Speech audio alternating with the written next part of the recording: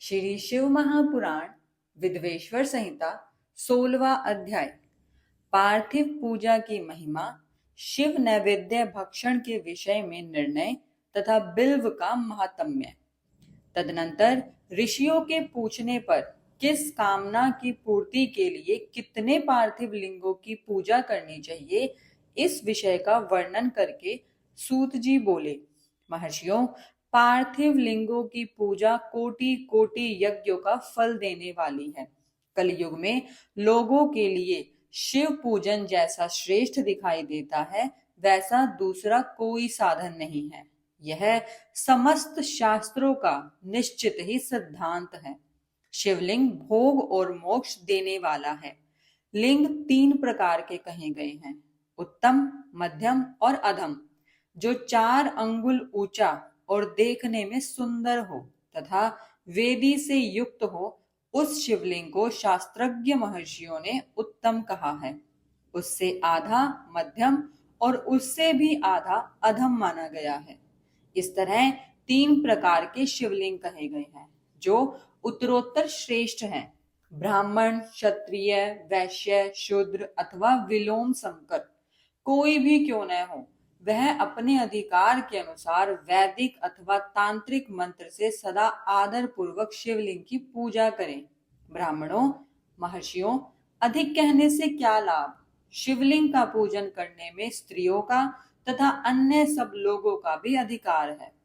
द्विजों के लिए वैदिक पद्धति से ही शिवलिंग की पूजा करना श्रेष्ठ है, परंतु अन्य लोगों के लिए वैदिक मार्ग से पूजा करने की सम्मति नहीं है।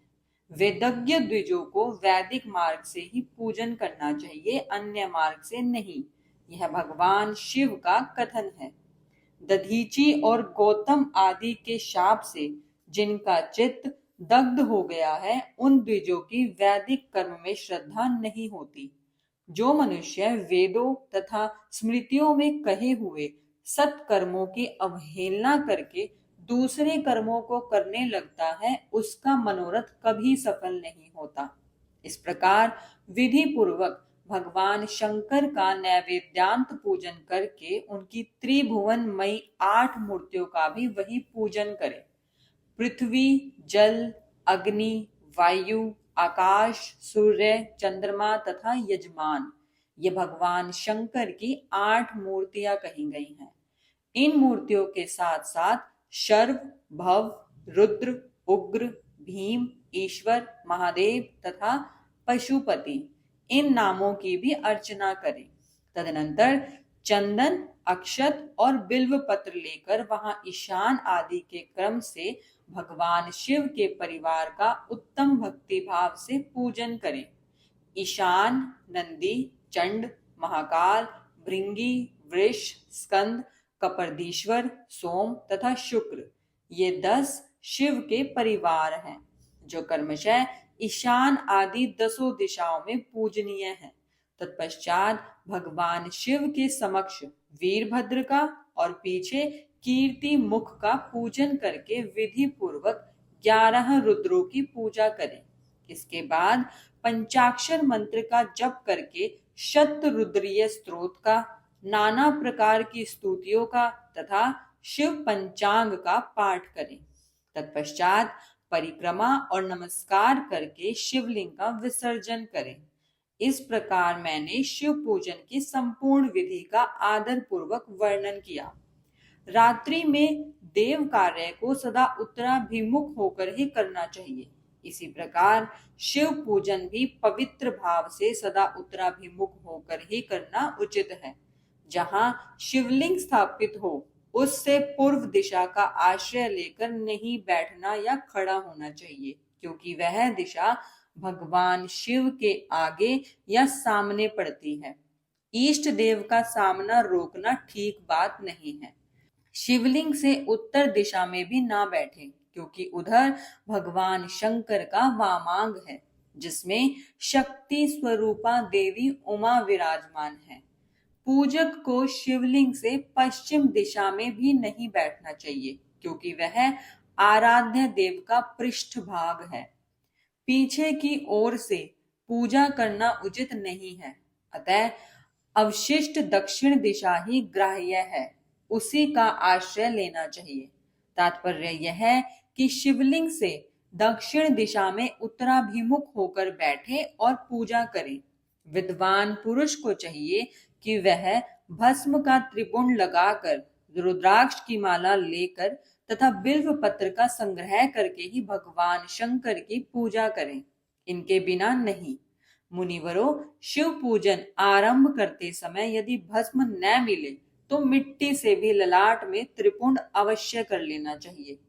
ऋषि बोले, मुने, हमने पहले से यह बात सुन रखी है कि भगवान शिव का नैवेद्य नहीं ग्रहण करना चाहिए। इस विषय में शास्त्र का निर्णय क्या है, यह बताइए। साथ ही बिल्व का महात्म्य भी प्रकट कीजिए। सूत जी ने कहा, मुनियों, आप शिव संबंधी व्रत का पालन करने वाले हैं, अतः आप सबको शतशः धन्यवाद है। मैं प्रसन्नता पूर्वक सब कुछ बताता हूँ, आप सावधान होकर सुनिए। जो भगवान शिव का भक्त है, बाहर भीतर से पवित्र और शुद्ध है, उत्तम व्रत का पालन करने वाला तथा दृढ़ निश्चय से युक्त है, वह शिव नैवेद्य का अवश्य भक्षण करे। भगवान शिव का नैवेद्य अग्राह्य है, इस भावना को मन से निकाल दें। शिव के नैवेद्य को देख लेने मात्र से भी सारे पाप दूर भाग जाते हैं। उसको खा लेने पर तो करोड़ों पुण्य आपके भीतर आ जाते हैं। आए हुए शिव नैवेद्य को सिर झुकाकर प्रसन्नता के साथ ग्रहण करें और प्रयत्न करके शिव स्मरण पूर्वक उसका भक्षण करें।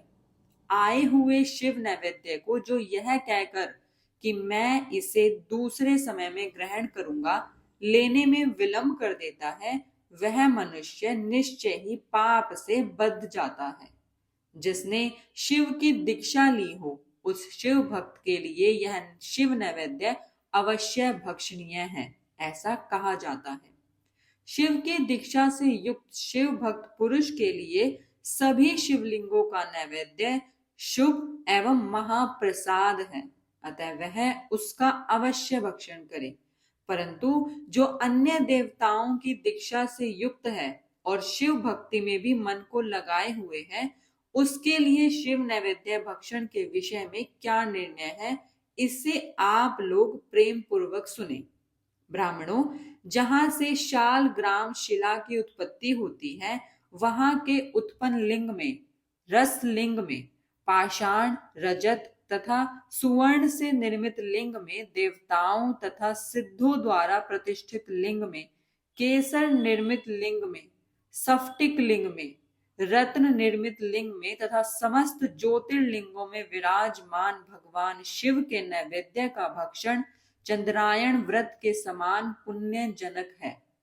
ब्रह्म हत्या करने वाला पुरुष भी यदि पवित्र होकर शिव निर्माल्य का भक्षण करके उसे सिर पर धारण करे तो उसका सारा पाप शीघ्र ही नष्ट हो जाता है। पर जहां चंड का अधिकार है, वहां जो शिव निर्माल्य हो उसे साधारण मनुष्य को नहीं खाना चाहिए। जहां चंड का अधिकार नहीं है, वहां के शिव निर्माल्य का सभी को भक्ति पूर्वक भोजन करना चाहिए। बाणलिंग यानी नर्मदेश्वर, लोह निर्मित स्वर्ण आदि धातुमय लिंग, सिद्धलिंग यानी जिन लोगों की उपासना से किसी ने सिद्ध प्राप्त की है और जो सिद्धों द्वारा स्थापित है, वे लिंग, स्वयंभू लिंग, इन सब लिंगों में तथा शिव की प्रतिमाओं में चंड का अधिकार नहीं है। जो मनुष्य शिवलिंग को विधि पूर्वक स्नान कराकर उस स्नान के जल का 3 बार आचमन करता है, उसके कायिक, वाचिक और मानसिक तीनों प्रकार के पाप यहाँ शीघ्र ही नष्ट हो जाते हैं। जो शिव नैवेद्य, पत्र, पुष्प, फल और जल अग्राह्य है, वह सब भी शाल ग्राम शिला के स्पर्श से पवित्र ग्रहण के योग्य हो जाता है। मुनीश्वरों, शिवलिंग के ऊपर चढ़ा हुआ जो द्रव्य है वह अग्राह्य है। जो वस्तु लिंग स्पर्श से रहित है, अर्थात जिस वस्तु को अलग रखकर शिव जी को निवेदित किया गया है, लिंग के ऊपर नहीं चढ़ाया जाता, उसे अत्यंत पवित्र जानना चाहिए। मुनिवरों, इस प्रकार नैवेद्य के विषय में शास्त्र का निर्णय बताया गया है। अब तुम लोग सावधान हो, आदर पूर्वक बिल्व पत्र का महात्म्य सुनो। यह बिल्व वृक्ष महादेव का ही रूप है। देवताओं ने भी इसकी स्तुति की है। फिर जिस किसी तरह से इसकी महिमा कैसे जानी जा सकती है? तीनों लोकों में जितने पुण्य तीर्थ प्रसिद्ध हैं, वे संपूर्ण तीर्थ बिल्व के मूल भाग में निवास करते हैं। जो पुण्य आत्मा मनुष्य बिल के मूल में लिंग स्वरूप अविनाशी महादेव जी का पूजन करता है, वह निश्चय ही शिव पद को प्राप्त होता है। जो बिल्व की जड़ के पास जल से अपने मस्तक को सींचता है, वह संपूर्ण तीर्थों में स्नान का फल पा लेता है और वही इस भूतल पर पावन माना जाता है। इस बिल्व की जड़ के परम उत्तम थाले को जल से भरा हुआ देखकर महादेव जी पूर्णतया संतुष्ट होते हैं। जो मनुष्य गंध पुष्प आदि से बिल्व के मूल भाग का पूजन करता है, वह शिवलोक को पाता है और इस लोक में भी उसकी सुख संतति बढ़ती है। जो बिल्व की जड़ के समीप आदर पूर्वक दीपावली जलाकर रखता है, वह तत्व ज्ञान से संपन्न हो भगवान महेश्वर में ही मिल जाता है। जो बिल्व की शाखा थाम कर हाथ से उसके नए नए पल्लव उतारता है और उनसे उस बिल्व की पूजा करता है, वह सब पापों से मुक्त हो जाता है। जो बिल्व की जड़ के समीप भगवान शिव में अनुराग रखने वाले एक भक्त को भी भक्ति पूर्वक भोजन कराता है, उसे कोटि गुना पुण्य प्राप्त होता है। जो बिल्व की जड़ के पास शिव भक्त को खीर और घृत से युक्त अन्न देता है, वह कभी दरिद्र नहीं होता। ब्राह्मणों, इस प्रकार मैंने सांगोपांग शिवलिंग पूजन का वर्णन किया।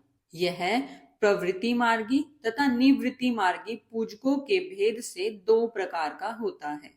प्रवृत्ति मार्गी लोगों के लिए पीठ पूजा इस भूतल पर संपूर्ण अभिष्ट वस्तुओं को देने वाली होती है। प्रवृत्त पुरुष सुपात्र गुरु आदि के द्वारा ही सारी पूजा संपन्न करे और अभिषेक के अंत में अग्नि के चावल से बना हुआ नैवेद्य निवेदन करे। पूजा के अंत में शिवलिंग को शुद्ध संपुट में विराजमान करके घर के भीतर कहीं अलग रख दे। निवृत्ति मार्गी उपासकों के लिए हाथ पर ही शिव पूजन का विधान है।